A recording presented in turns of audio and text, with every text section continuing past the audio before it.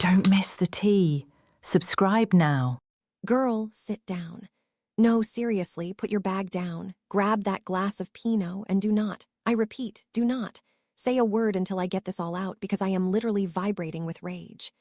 You know that vein that pops out on my forehead when I'm about to lose it? Look at it. It's practically throbbing. I feel like I'm living in a soap opera written by cruel teenagers, and honestly, I don't know if I'm the villain or the hero anymore. You know, my girls. You know how hard we have tried to raise them to be kind, inclusive, decent human beings. I mean, between the three of them, it's always chaos, but I thought we had the basics covered. Apparently, I was wrong. I was dead wrong.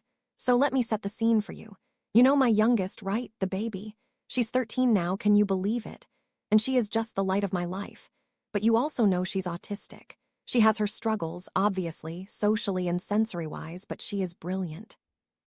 Her special interest right now, fashion history. I'm talking full-blown obsessions with Victorian bustles, 1920s flapper beadwork, the evolution of the hemline. It's actually fascinating. She's so passionate about it. But you know how kids are. She's quiet, she's in her own world a lot of the time, and since the district merged the middle schools, don't even get me started on that logistical nightmare. She's been at a new school this year. I was terrified for her. New halls, new kids, louder bells. But she's actually been thriving. She made friends with a group of boys, surprisingly. And get this, right before Christmas break, she comes home, face bright red, absolutely beaming, and tells us she has a date. A date? My baby. There's this Valentine's dance coming up in February, and one of her new friends asked her to go. She's mentioned him a few times before, just in passing, but we'd never met him. She was over the moon. She was telling us about how he asked her, and honestly, my husband and I were just melting. It was such a normal, sweet teenage milestone that I wasn't sure she'd get to experience the same way her sisters did. We were on cloud 9, or so I thought. Fast forward to yesterday. My middle child, the 14-year-old, comes home and she is in a terrible mood. I get a call from the school. Apparently, she got a detention for cursing out a teacher. I was livid. We needed to see who she was talking to. So later that night, while she's sulking in her room, we unlocked her phone. We were scrolling through, looking for the drama with the teacher, checking her texts. Then we saw the TikTok notifications. Girl, my stomach dropped. We opened TikTok and we saw a message thread. It was between the 14-year-old and my oldest, the 16-year-old, my two big girls, the ones who are supposed to be the protectors, the role models. They had found the TikTok account of the boy who asked their little sister out. They dug him up online, and the messages, I felt like I was going to throw up. They were tearing this poor kid apart. They were tearing their own sister apart. They were saying things like, "There's no way this is real, and he's totally out of her league." They were analyzing his videos and laughing, saying it had to be a prank. A prank, because why would a normal boy want to take their autistic sister to a dance? That was the subtext. Actually, no, it wasn't even subtext. They made specific references to her autism, implying that her neurodivergence made her unlovable or undateable. They were treating her happiness like some sort of sick joke. I sat there on the sofa, reading these messages out loud to my husband, and I watched his face go from confused to absolutely heartbroken. These are her sisters. They live under the same roof. They see how sweet she is, how much she struggles to fit in, and behind her back, literally while she's in the next room dreaming about her dress, they're on TikTok gossiping about how it's impossible for someone to like her. I didn't even know how to process it.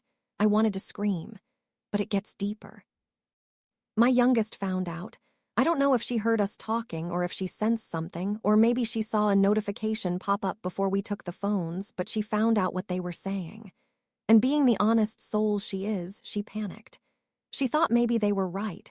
She thought she was being pranked. So she messaged the boy. She told him what her sisters were saying. She asked him if it was a joke. Can you imagine the humiliation? Having to ask someone, "Are you making fun of me because my sisters think I'm unlovable?" This is where the tea gets hot, and honestly, where I started crying for a totally different reason. The boy, this sweet child we hadn't even met yet, was furious. He didn't just text back. He FaceTimed her immediately, and he asked to speak to the whole family. So there we are. Me, my husband, the two older girls looking guilty and sullen, and my youngest holding the phone. This boy appears on the screen and he is mad. Not disrespectful, but righteously angry. He looks right at the camera, right at us, and he pulls out this teddy bear. It's not just a generic gas station bear, okay? It's a custom bear. He'd already bought it for her for Valentine's Day. It had her name embroidered on it. He holds it up to the camera and says, "Does this look like a prank?" I literally gasped. He said, "I was going to give this to her on Valentine's, but I'm giving it to her now because I need to prove I'm not a liar." Then he looked dead at the older sisters through the phone screen and said, "I am not pranking her. I like her." And then, girl, he went on a monologue that would put Romeo to shame. He started listing everything he liked about my youngest. He talked about how much he loves listening to her talk about fashion history. He said he thinks she's smart and funny, and that she's the only girl who actually listens to him. He was so passionate, so defensive of her. It was the sweetest thing I have ever seen a teenage boy do. He completely schooled my two older daughters. He made them look like absolute mean girls just by being genuine. I was standing there, tears streaming down my face, half from pride in this boy and half from shame that my own daughters were the villains in this story. After the call ended, the room was silent. The older girls looked at their feet.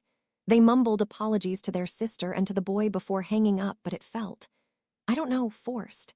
Like they were sorry they got caught, or sorry they got humiliated by a middle schooler, but not necessarily sorry for the ableism. So the hammer came down. My husband and I didn't hold back. We told them, "You are done." We grounded them indefinitely, but specifically took their phones for a full week. No TikTok, no texting, nothing. But that didn't feel like enough. Taking away a screen is standard. I wanted them to actually think about why they were so cruel. So I went full teacher mode. I told them they each have to write a report. A full, researched essay on autism and dating, focusing on the stigma neurodivergent people face in romantic relationships. I want them to research the statistics, the emotional impact, the bullying. I want them to understand that what they did contributes to a world that makes life harder for their sister. Naturally, they flipped out. "That's doing homework. That's unfair. We apologized." You know the drill. They're acting like we're sending them to a gulag because we're making them write 3 pages. But here is where I need you to tell me if I'm losing my mind. They went crying to the grandparents, my parents and my in-laws. They spun this sob story about how they made one little mistake and how the boy already yelled at us. Isn't that punishment enough? And can you believe my parents agreed with them? My mother actually said to me, "Oh, honey, don't you think you're being a little harsh? They're teenage girls, they gossip. Getting chewed out by the boy was humiliating enough for them. Don't make them write an essay, that's just excessive." Excessive. They told the world their sister was too autistic to be loved. They tried to ruin her first romance because they couldn't conceive of a reality where she's desirable. And now I'm the bad guy because I want them to learn a lesson. My husband and I are standing firm. We don't think we're being unreasonable at all. If anything, I think we're being nice by not extending the phone ban to a month. But the girls are sulking. The grandparents are making snide comments about authoritarian parenting. And the house is just tense. Meanwhile, my youngest is happy again because she has her teddy bear and she knows the boy really likes her. But every time I look at the older two, I just see that cruelty. I need to stamp it out, right? I can't let them grow up thinking this is okay. So pour me another glass. Tell me the truth. Am I the crazy one here? Because if one more person tells me boys will be boys or sisters fight, I am going to scream. This wasn't a fight over a sweater. This was an attack on her identity. Right. Please tell me I'm right. I need to know if I'm doing the right thing for my baby girl because honestly, my heart is breaking for her.